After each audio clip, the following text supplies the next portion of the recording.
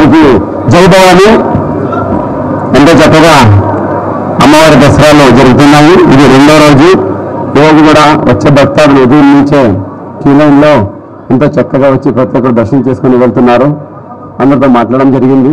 ఇక్కడ మౌలిక సదుపాయాలు అలాగే క్యూ లైన్స్ ఎలాగున్నాయి, అలాగే అమ్మవారి దర్శనం బాగా జరుగుతూ ఉందంటే అందరూ చాలా సానుకూలంగా స్పందిస్తున్నారు. చాలా బాగుంది సార్ ఏర్పాట్లని కూడా చెప్తున్నారు. ఇదే మనకు మోటివేషన్. స్టాఫ్ కూడా మొత్తం సెక్టర్ ఆఫీసర్స్ ఎక్కడికక్కడ డ్యూటీలో ఉన్నారు. ఎప్పటికప్పుడు ఫీడ్బ్యాక్ కూడా మనకు వస్తున్నాయి.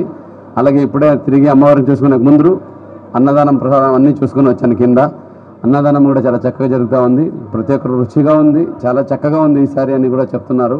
ఎక్కడి నుంచి వరంగల్ నుంచి అలాగే హైదరాబాద్ ఇలా విశాఖపట్నం ఇలాగా ప్రకాశం నుంచి అందరూ వస్తున్నారు.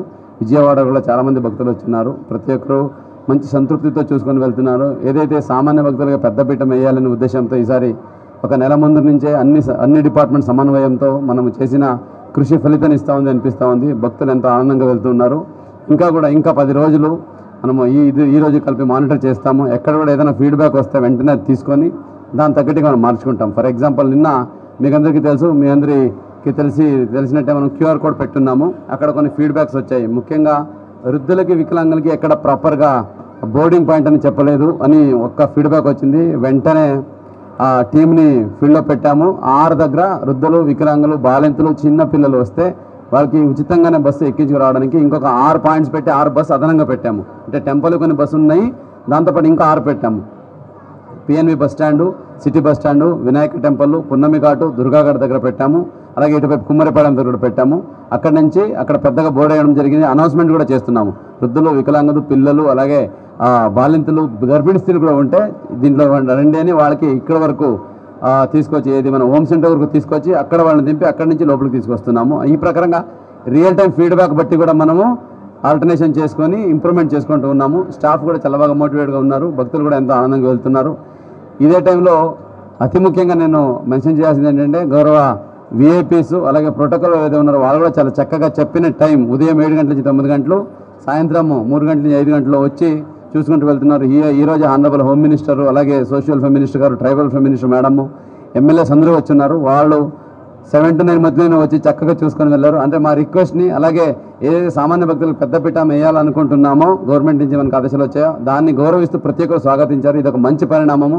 మిగతా వాళ్ళు కూడా నా విన్నపం ఒకటే, మీరు VIP ప్రోటోకాల్లో వచ్చినప్పటికీ కూడా మీకు అన్ని ఏర్పాట్లు ఉన్నాయి. ఆ టైంలో వస్తే చాలా చక్కగా సామాన్య భక్తులకు ఇబ్బంది కలగకుండా VIP దర్శనం కూడా మీరు చేసుకెళ్ళొచ్చు. అట్ ది సేమ్ టైం భక్తులు కూడా చెప్తున్నారు, సార్ క్యూ లైన్లో చాలా చక్కగా ఉంది, మనకు త్వరగానే వచ్చేస్తున్నాం. అంటే వినాయక గుడి నుంచి స్టార్ట్ చేసి ఇక్కడ వరకు 45 minutes to 1 hourలో అయిపోతాం సార్, కరెక్ట్గా ఉంది, ఏం ప్రాబ్లం లేదని చెప్పి వెళ్తున్నారు.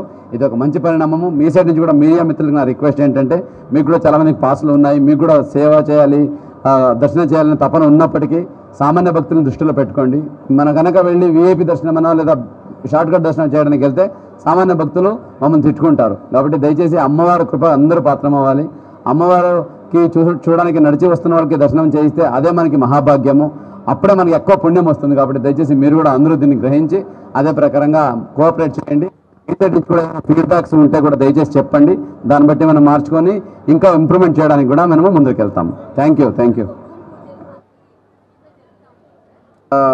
గౌరవ మంత్రివర్యులు కూడా చెప్పారు, విజిట్ వరకు అంటే సార్ ప్రెస్ మీట్ పెట్టేసరికి 40,000 మంది వరకు వచ్చారు. తర్వాత నైట్ 12 గంటల వరకు మానిటర్ చేస్తే దాదాపుగా 50,000 నుంచి 55,000 వరకు వచ్చి వెళ్ళారు.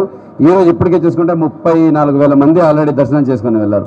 తర్వాత లడ్డు కౌంటర్స్ కూడా చూసుకుంటే లడ్డు కౌంటర్లు ఎలాగో మనం కింద 12 చేసాము. ఇది కాకుండా రైల్వే స్టేషన్, బస్ స్టేషన్, అలాగే మోడల్ గెస్ట్ హౌస్, అట్లాగే ప్రోటోకాల్ ఆఫీస్ అక్కడ పెట్టున్నాము. ఇది కాకుండా లడ్డు ప్రిపరేషన్ గురించి కూడా చాలా చక్కగా కొత్తగా ఒక ప్లేస్ కూడా చేసి టోటల్ ఒక రోజుకి 2 లక్షల నుంచి 2.5 లక్షల లడ్డు మ్యానుఫ్యాక్చర్ తయారు చేసే సువిధాన్ని మన టెంపుల్ అధికారులు అలాగే ఈవో గారు తయారు చేస్తున్నారు. అలాగే నాకు మూల నక్షత్రం రోజున 2.5 లక్షల వరకు ఒకరోజే సేల్ అవుతాయి. నిన్నటి వరకు చూసుకుంటే 74,000 లడ్డు సేల్ అయ్యాయి. ఈ మూల నక్షత్రానికి ఎక్కువ అవుతాయి కాబట్టి దాని తగ్గట్టుగా ప్రిపరేషన్ జరుగుతూ ఉంది.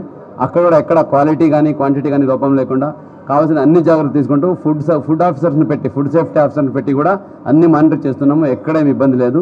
అలాగే సప్లై చేస్తున్న వాటర్ అయితేనేంటి, బటర్ మిల్క్ అయితేనేంటి అన్ని సప్లై కూడా చాలా చక్కగా జరుగుతున్నాయి. కాబట్టి ప్రతి ఒక్కరూ ఈ విషయాన్ని మీ ద్వారా తెలియచేయాలి. టోటల్ ఈసారి ప్రొడక్షన్ అంచనా వచ్చేటికి 30 లక్షల వరకు వస్తుందని ప్రొడక్షన్ అంచనా పెట్టుకున్నాము. ఇంకా ఎక్కువ తీసుకెళ్ళినా కూడా ప్రొడక్షన్ చేసే కెపాసిటీ ఉంది. అంటే 3 ప్లేస్లో పెట్టాము కాబట్టి కెపాసిటీ ఉంది. ఎక్కడ ఏమీ షార్టేజ్ లేకుండా వచ్చే భక్తాదులకి ఇటు దర్శన్ అటు ఫెసిలిటీసు అలాగే వెళుతున్నప్పుడు ప్రసాదాన్ని కూడా చక్కగా మనస్తృప్తిగా వాళ్ళకి ఇచ్చి వాళ్ళు ఎంతో సంతృప్తితో ఈసారి మంచి అనుభవంతో తిరిగి ఇంటికి వెళ్ళాలి అని కోరుకుంటూ ప్రతి ఒక్కరికి మళ్ళీ ఒకసారి శరన్నవరాత్రి శుభాకాంక్షలు. జై భవాని. రోజున 20 గ్రామ్స్ ఫ్రీ లడ్డు కూడా గవర్నమెంట్ నుంచి అనౌన్స్ చేశారు. గౌరవ మంత్రివర్యులు కూడా చెప్పారు. ఇది కూడా మూల నక్షత్రం రోజున ఒకటి ఏమీ టికెట్స్ ఉండవు. అలాగే లడ్డు కూడా ఫ్రీగా ఇవ్వడం జరుగుతుంది. అదే దసరా రోజు కూడా అదే పరిగా లడ్డు ఫ్రీ కూడా డిస్ట్రిబ్యూషన్ జరుగుతుందండి. Thank you.